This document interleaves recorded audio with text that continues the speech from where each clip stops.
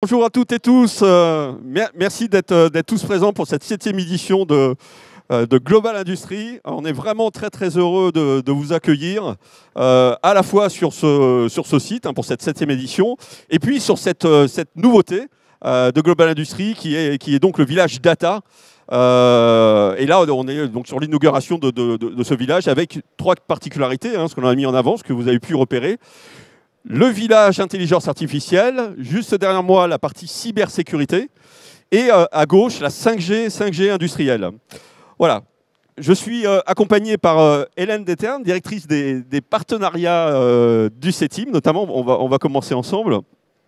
Hélène, je pense que c'est le moment aujourd'hui de pouvoir faire finalement un bilan de ce qu'a apporté sur ces 15 dernières années, en tout cas l'industrie 4.0 au sens global, mais surtout axé, je dirais, sur la partie du numérique, parce qu'on va le voir, ça s'est fortement accentué sur ces 15 dernières années.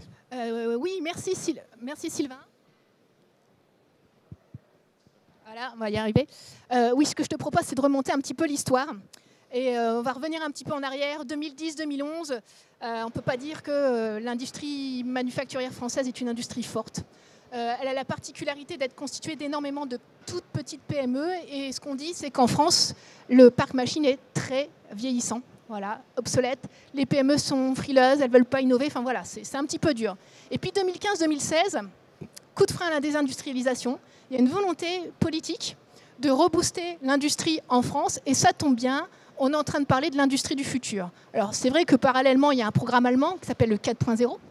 Et en France, on se dit, nous aussi, on va avoir notre programme. Ça ne sera pas le 4.0, ça sera l'industrie du futur parce que c'est plus large.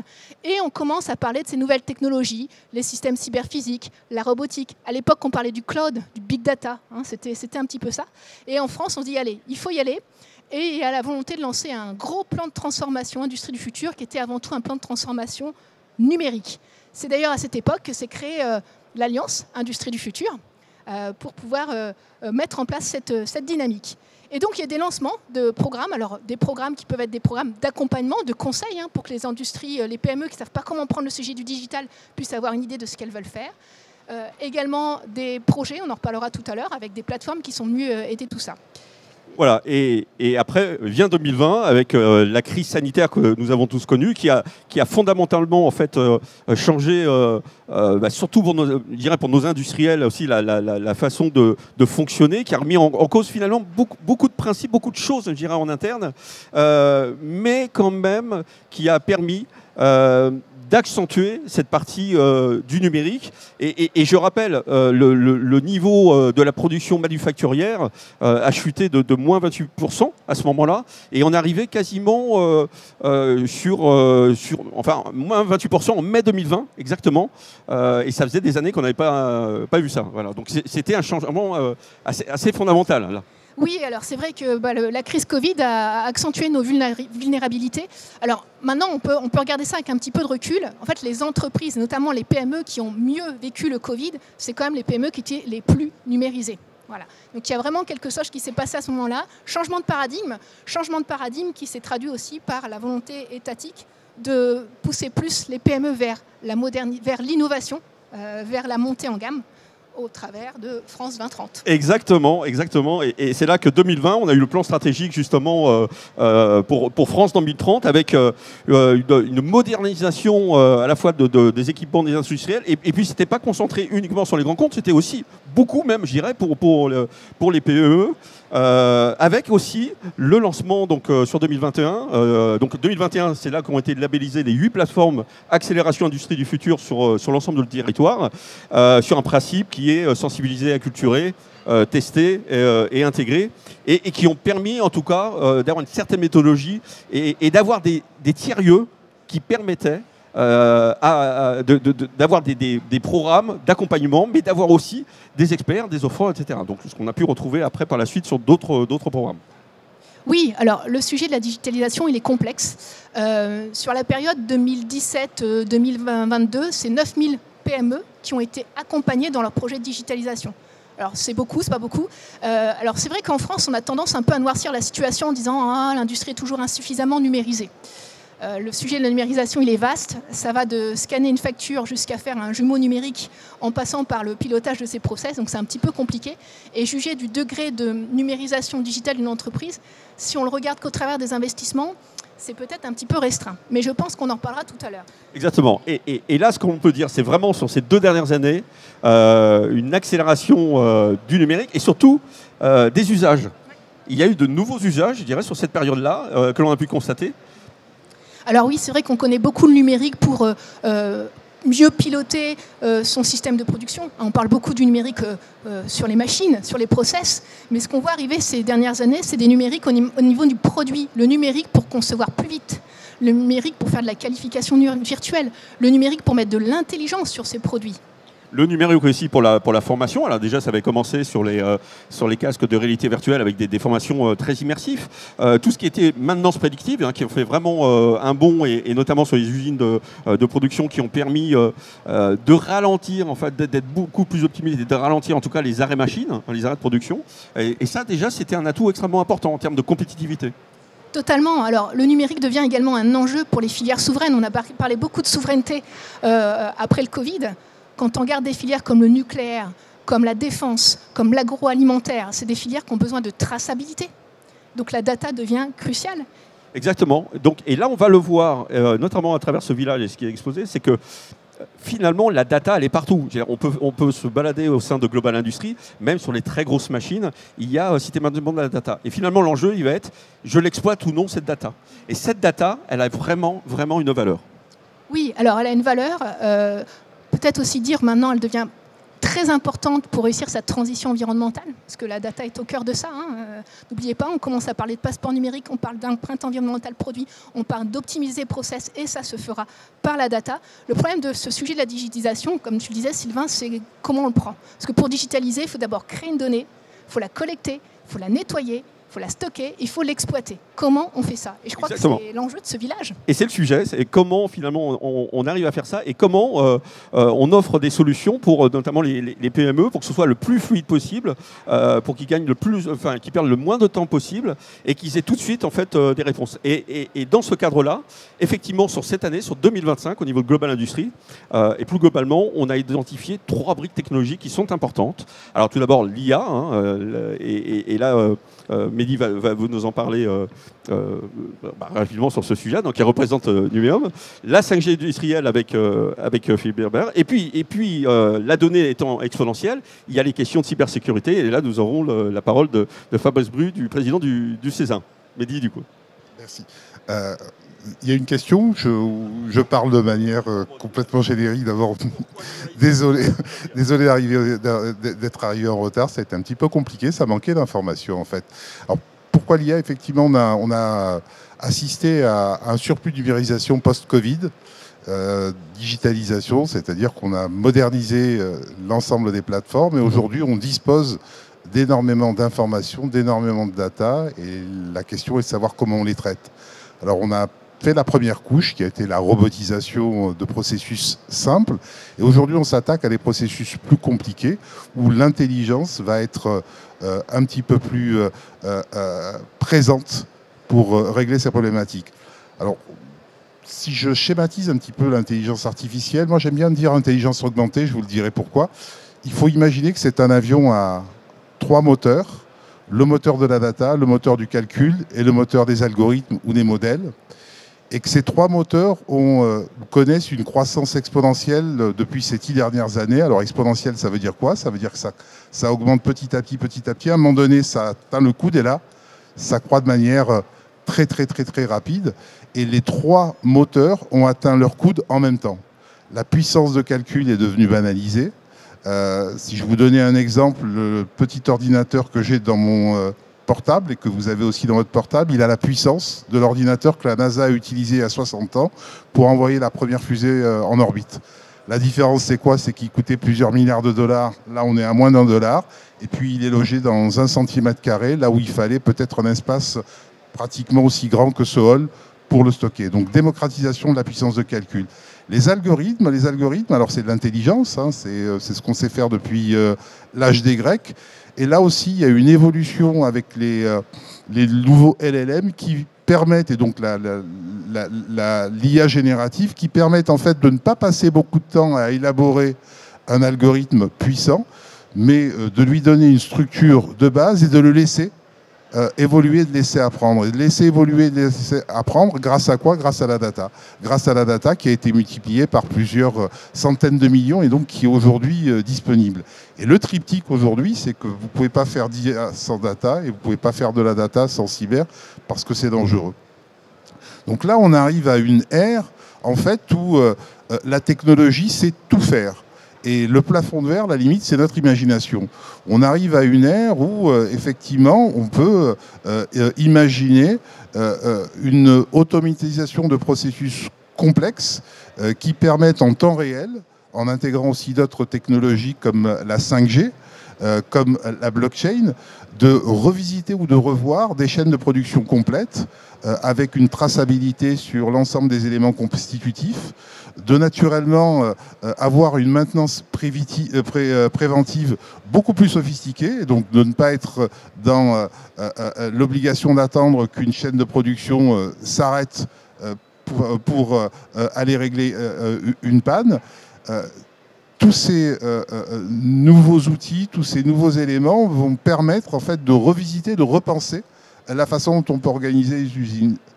Les jumeaux numériques aussi y aident parce que ça permet de donner en fait une vision de ce qu'est l'outil de production au moment où on démarre la réflexion et puis d'imaginer son évolution sans pour autant avoir à construire réellement la chaîne de manière réelle.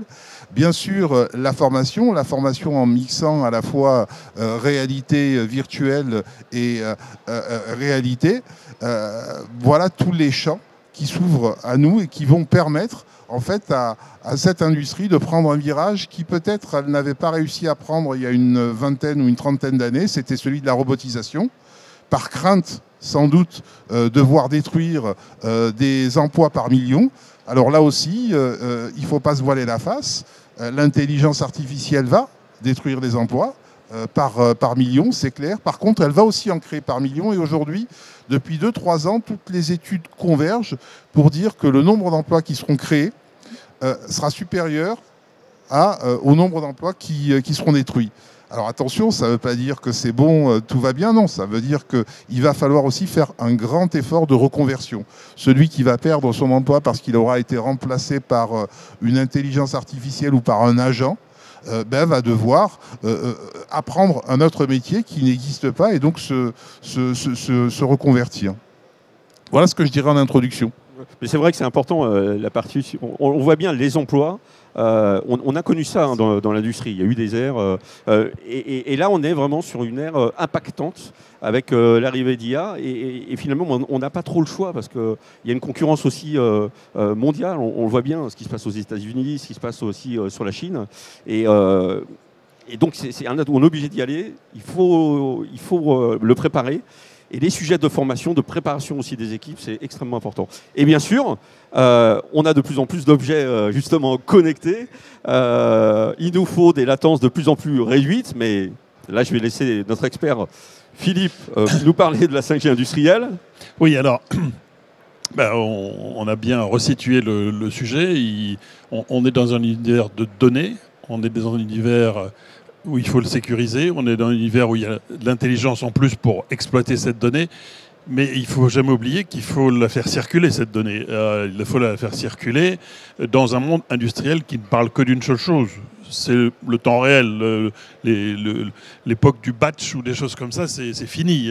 Et donc, si on veut avoir effectivement une communication fluide, avec des temps de latence, si on parle en termes de communication faible, et puis une sécurité aussi, parce que c'est quand même important de ne pas perdre des paquets, et puis de se dire qu'on met en place un réseau qui va être un peu le système nerveux de nos usines ou de notre process industriel. Système nerveux au sens où il y a des endroits où il faut vraiment réagir en temps réel, d'autres endroits où c'est le volume d'informations qui est important.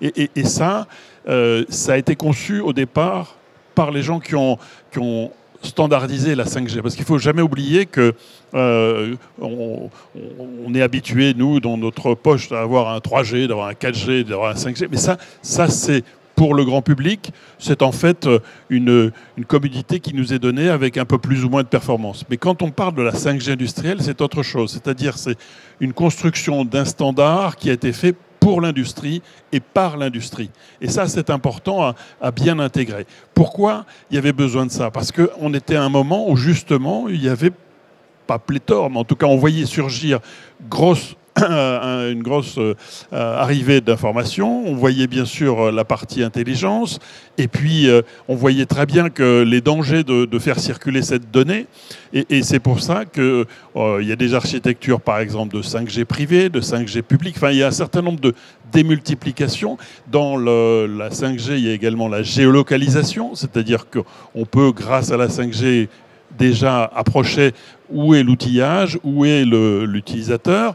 Enfin, il y a un certain nombre d'utilisations très pratiques d'un point de vue industriel, parce qu'on l'a bien vu dans la mission que j'ai menée depuis maintenant un peu plus de 3 ans. Ce qui importe pour l'industriel, c'est son cas à lui, le cas pratique, son cas d'usage, qu'est-ce qu'il va en faire, qu'est-ce qu'il va gagner, et où est-ce qu'il va faire les choses mieux ou des choses qu'il ne pouvait pas faire. Et là, maintenant, on est à un moment où, justement, on a en France une douzaine d'industriels qui sont en production, et on peut voir le résultat de ce que ça donne.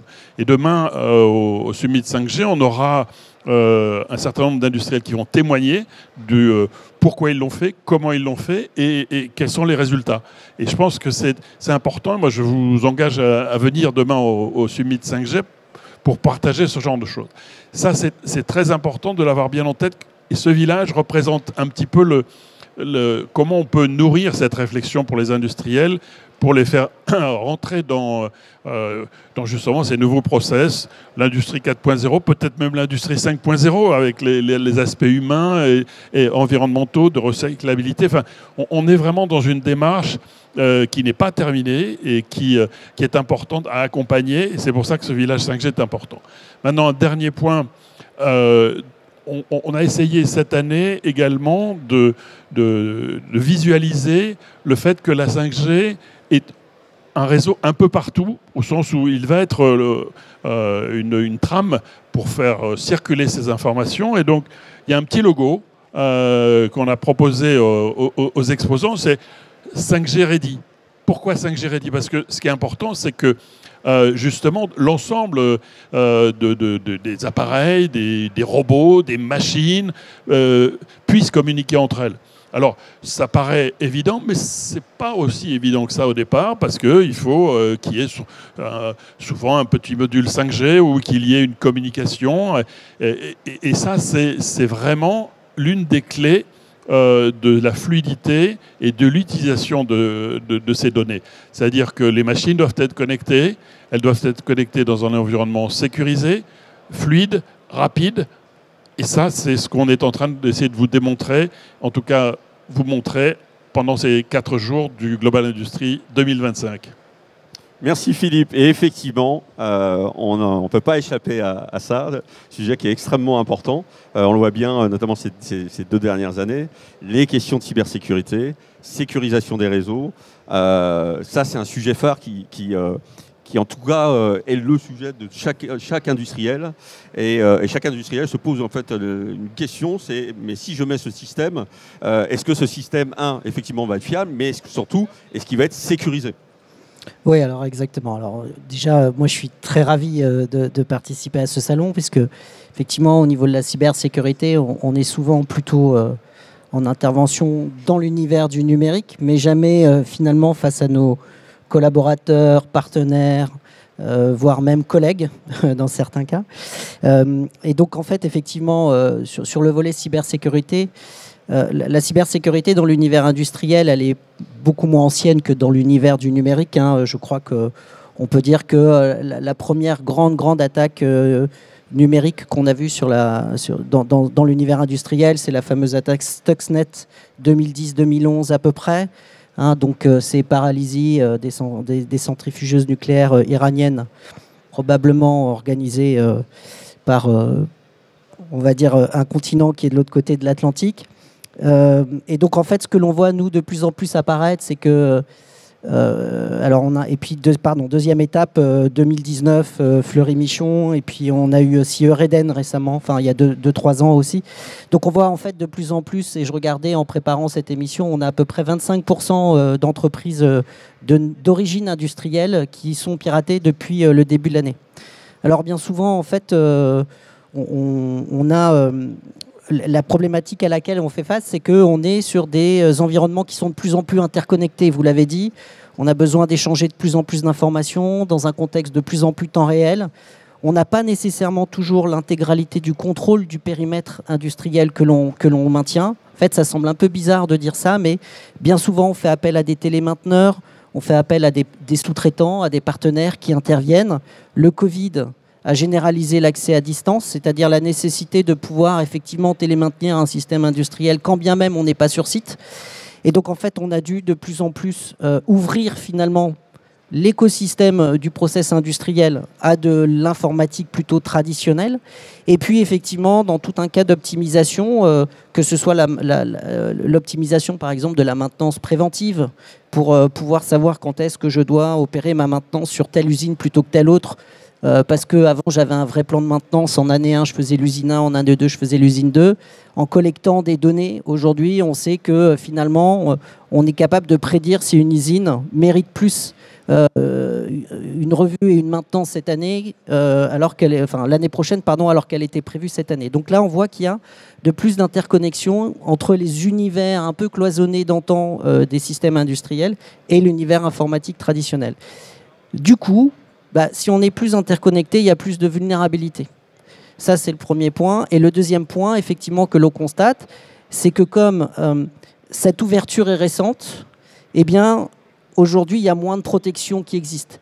Et donc, en fait, nous sommes la cible de plus en plus d'organisations cybercriminelles. Alors, quelles sont-elles, ces cibles? En fait, il y a plusieurs choses qu'il faut voir. C'est que aujourd'hui, dans l'univers de la cyber, vous avez vraiment un contexte géopolitique très important. En fait, ça semble loin de notre réalité, mais bien souvent, vous avez des attaques qui sont souvent perpétrées par un certain nombre de pays, pas très démocratiques, dont l'objectif, c'est la déstabilisation soit de l'Occident, soit de l'écosystème démocratique.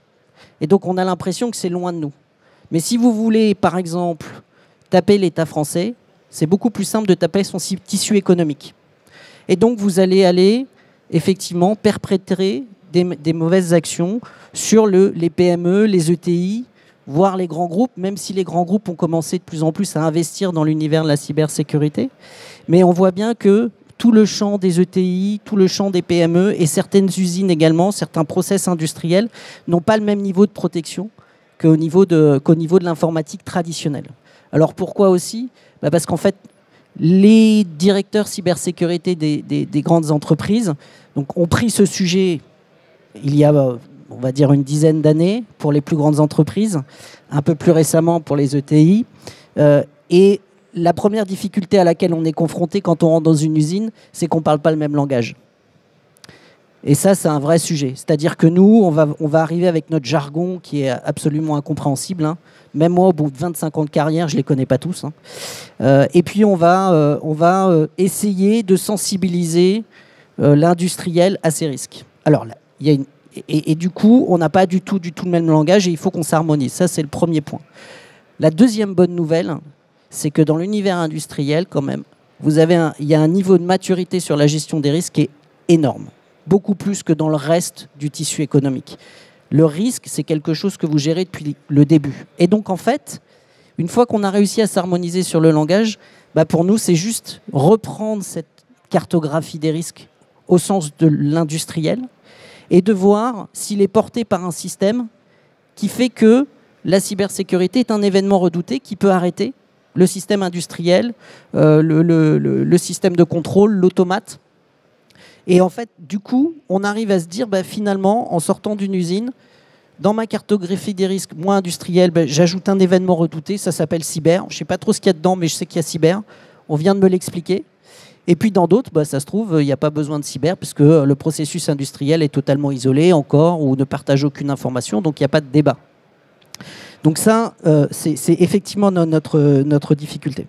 Et donc, aujourd'hui, moi, je suis hyper heureux parce que pendant toute la journée de demain, vous allez avoir plein de conférences sur les notions de protection, et vous allez voir, ce sont souvent des intervenants qui sont au quotidien dans les usines. Donc, c'est pas du tout des gens d'une DSI traditionnelle, c'est des gens qui sont de formation plutôt automaticiens, c'est des gens qui ont 30 ans d'expérience au niveau de la cybersécurité industrielle. Et donc, on va essayer de partager et de montrer un petit peu comment on peut allier sûreté, sécurité, puisqu'on a souvent ces débats, comment protéger la donnée cet après-midi. Et donc voilà, on va essayer d'organiser tout ça. Moi, je suis vraiment ravi et j'espère que vous serez nombreux à venir nous accueillir, puisqu'il y a vraiment un enjeu derrière, sans vouloir faire du marketing de la paire, mais notre objectif à tous, c'est toujours le même, hein, c'est la résilience du système d'information, du système industriel, et qu'on soit capable de produire ce qu'on nous demande de produire dans les temps. Voilà. Et donc après, le reste, une fois qu'on a cet objectif en tête, eh bien en fait, ça peut prendre un peu de temps, mais en général, on arrive vite à trouver des terrains d'entente et à avancer ensemble. Merci Fabrice. Philippe, tu voulais rajouter un mot? Oui, je vais rajouter parce que vous avez ici, sur ce village, en fait, le socle technologique de l'industrie. C'est-à-dire que les technologies IA, 5G, aussi le cloud, on ne parle pas, mais il est partout, parce que voilà, et la cybersécurité, ce sont les technologies qui seront justement à l'origine de toutes les évolutions que nous avons encore à faire au-delà de la numérisation. On a parlé un peu de transition énergétique, d'événements environnementaux, mais tout ça, ça va être nécessaire. Et ce qui est intéressant aujourd'hui, c'est d'avoir dans un même lieu, dans un village, des gens qui peuvent vous parler ensemble de ce socle technologique et d'en parler de manière très pratique et pragmatique liée à l'industrie. Et ça, vraiment, essayer d'en profiter, parce que c'est pas tous les jours qu'on a...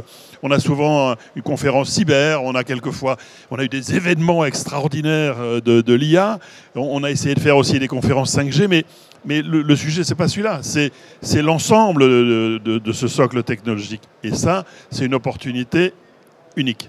Exactement. Et j'irais, Global Industrie, hein, on attend 55 000 visiteurs. C'est aussi pour ça, c'est aussi pour porter des messages, c'est aussi pour porter une vision, aussi pour les territoires. Finalement, on peut retrouver, je dirais, sur ce lieu, en l'espace de 4 jours, l'ensemble à la fois des experts, et notamment quand on reprend ce village-là, vous avez à la fois des experts qui sont capables de faire des diagnostics industrie du futur ou faire des accompagnements dans des briques technologiques bien particulières, mais vous avez aussi des offreurs de solutions qui ont des technos dans beaucoup des cas d'ailleurs qui sont très matures, qui sont en production, qui sont testés, qui sont reconnus. Donc c'est pas uniquement des briques d'innovation. Alors il y a une partie start-up, et ça c'est important. Il nous faut aussi sur notre territoire encore des start-up qui innovent. Mais en tout cas on a ça. Et puis finalement on a aussi des intégrateurs. On a besoin d'eux, et des lieux qui sont assez spécifiques. Et vous les avez aussi sur ce village, et des plateformes, des tiers-lieux, qui regroupent à la fois des experts, des offreurs, des intégrateurs, et des programmes d'accompagnement, des personnes qui peuvent faire à la fois ces diagnostics pour aller jusqu'à l'intégration, finalement, de toutes ces nouvelles technologies, et donc qui vous accompagnent, qui font gagner beaucoup de temps aux industriels, qui permettent finalement le job pour ces plateformes. On prend beaucoup de temps, c'est vrai, pour faire des salons, pour aller valider des différentes solutions, pour valider des use cases, pour pouvoir après les proposer à nos industriels. Mehdi, tu voulais rajouter un mot, je crois. Oui, je voulais juste rajouter un mot. On est en train de vivre une période extraordinaire où on est en train de changer de paradigme. Si je reviens dans les années 90, le poids de la main-d'œuvre était substantiel dans la fabrication de matières. Aujourd'hui, c'est réellement l'énergie et la supply chain et le transport qui vont prendre une place prépondérante. Et la technologie va y aider. Et à ce niveau-là, on a une avance en France. On a une culture de la technologie qui est extraordinaire et qui va nous permettre effectivement de moderniser tous nos outils de production. Et quand on dit moderniser, ce n'est pas uniquement les grandes usines, c'est toutes les petites PME, tout l'écosystème qui travaille avec les grands donneurs d'ordre et qui vont innover, vont utiliser effectivement cette 5G pour pouvoir avoir une réactivité la plus totale possible. Et cette technologie, elle aussi, elle travaille 24 sur 24. Quand vous fabriquez un agent IA, il est à disposition 24 sur 24 et il continue à travailler pendant que nous, on se repose. Voilà. Donc c'est un virage fantastique à prendre. Il y a 30 ans, on n'a pas réussi à prendre celui de l'automatisation. Là, on a vraiment tous les atouts pour prendre de manière sereine celui de la nouvelle technologie, des IA, et réellement reconquérir une place de leader dans le monde. Moi, je voulais aller dans le sens de Mehdi et dire qu'aujourd'hui, se numériser, c'est plus optionnel. Voilà. Alors, on pouvait. Un des écueils à la numérisation, c'était de dire oui, mais moi, mon projet il est spécifique, donc je veux une offre développée que pour moi. Ensuite, il y avait ce que disait Fabrice tout à l'heure, dire oui, mais moi, je ne parle pas numérique, je ne comprends rien à ce qu'il me raconte. Voilà. Aujourd'hui, on a la chance, on a un écosystème qui est prêt, l'offre, elle est là, elle est adaptable, elle est personnalisable. Les acteurs qui peuvent vous accompagner sont là, donc allez-y parce que c'est le bon moment. Exactement, exactement. Et en complément donc, de tous ces experts que vous trouverez sur le site, on a créé donc 3 teams, donc une team IA représentée par Mehdi, une team 5G représentée par Philippe et une team cyber représentée par Fabrice. Et on vous a monté un programme sur ces 4 jours, donc plus de 35 tables rondes, réparties à la fois sur ce village et demain sur un summit 5G qui aura lieu à Les Mezzanines, avec des journées thématiques qui sont cadencées, que vous voyez d'ailleurs derrière vous. Donc aujourd'hui, effectivement, on va être vraiment autour de cette data. Et effectivement, en filigrane, on va aborder les technos d'IA, de 5G et puis les risques cyber, mais vraiment sur cette data, sur la valorisation de la data, sur la captation de la data, sur l'exploitation et la valeur de la data. Demain, nous aurons, alors ça va être assez particulier parce que sur le village, on va voir une journée dédiée à la cybersécurité et celle-ci sera animée principalement par Fabrice. Donc tu fais ta séquence d'ouverture dès 10h, il me semble, c'est ça. En parallèle à la mezzanine, on lance le Summit 5G. Alors là, c'est dès 8h30, si je ne me trompe, Philippe. Attention, c'est sur inscription. On diffusera encore sur Global Industries Michael Montmal, que je salue justement, avec qui on a beaucoup collaboré. Donc Michael Montmal de GL Events. Vous regardez aussi ses posts, il y a tous les liens, il n'y a pas de problème. Jeudi, ça va être une journée dédiée à l'intelligence artificielle. Une journée qui va être très très dense, puisque alors il y a la séquence effectivement d'introduction que l'on va avoir, et puis vers 16h30 on va avoir la mise à l'honneur des lauréats de l'AMI AFI for Efficiency justement, qui va durer jusqu'à peu près 5h30 il me semble. Et vendredi, je pense que ça va être un bon moment aussi pour pouvoir faire un bilan finalement de ces journées thématiques et surtout de mettre en évidence les points pour vous, pour industriels, à retenir. Donc on aura quelques séquences qui seront partagées entre le village et le plateau BFM également. Voilà. Merci à vous. Il n'y a plus qu'à maintenant. Et dans quelques minutes, je vous propose de vous présenter le programme un peu plus en détail. Merci à vous. À tout de suite.